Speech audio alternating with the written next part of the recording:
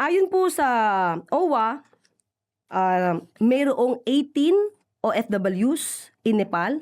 Ito po ay galing sa OWA and DFA. 18 OFWs in Nepal at batay sa datos ng DFA, mayroong 128 reported Filipinos in Nepal and mostly women married to Nepalese.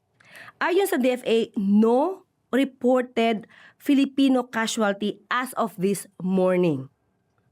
Nakikipag-coordinate na ang pamahalaan sa Nepalese authorities and with the Filipino community to determine if there are Filipinos affected by the incident. So, as of now, ay wala pa po na naibabalita na may naapektuhan po na ating mga kababayan.